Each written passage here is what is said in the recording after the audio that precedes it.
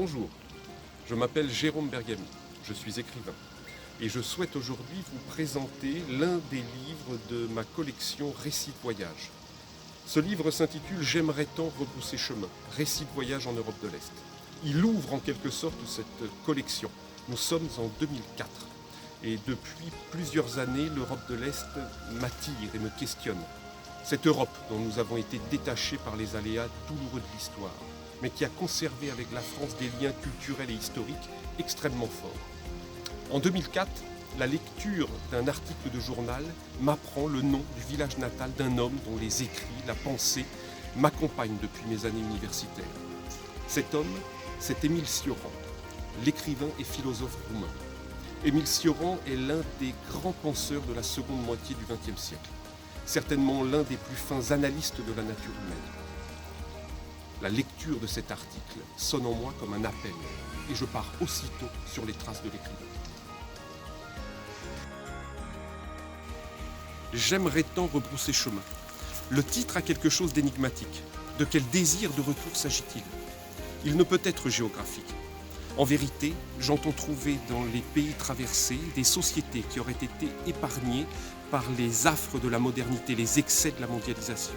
Un espace culturel qui raconterait encore ce que peuvent être des peuples conscients de leur histoire, de leur passé, de leur culture, et désireux non seulement de les préserver, mais également de les transmettre.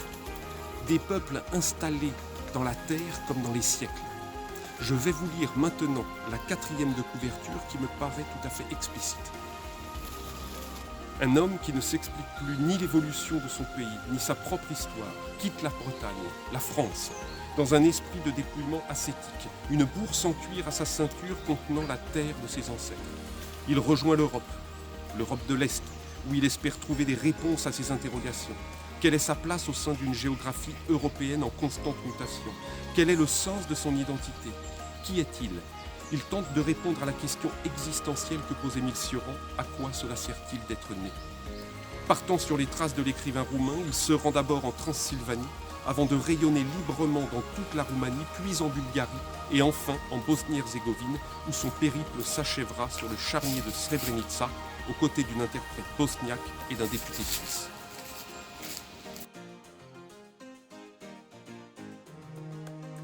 Je voudrais souligner 2 points. D'abord, la Bretagne. Elle est très présente dans ce livre, parce qu'elle est, dans ces années-là, le lieu de mes retrouvailles avec mes racines maternelles.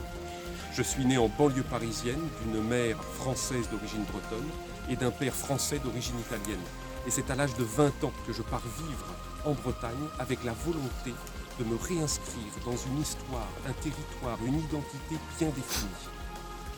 Ensuite, la terre.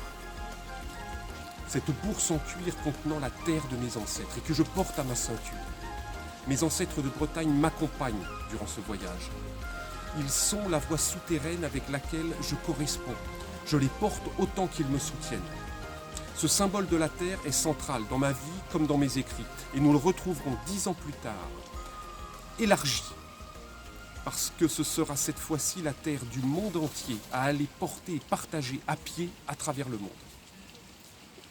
Comme dans tous mes écrits, dans J'aimerais tant rebrousser chemin, j'interpelle, je bouscule, je provoque, par une approche décalée et caustique.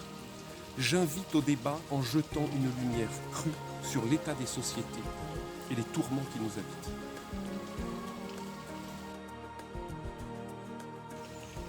J'aimerais tant rebrousser chemin, récit de voyage en Europe de l'Est. Le maquettage et le design sont l'œuvre de l'artiste photographe Sabine Sagnier. Le livre fait 270 pages, il est au prix de 20 € et vous pouvez le commander en cliquant sur les liens qui apparaissent à la fin de cette vidéo ou dans la description de celle-ci. Trugaristior à Kenahenta. Merci à vous et à bientôt, comme l'on dit en breton.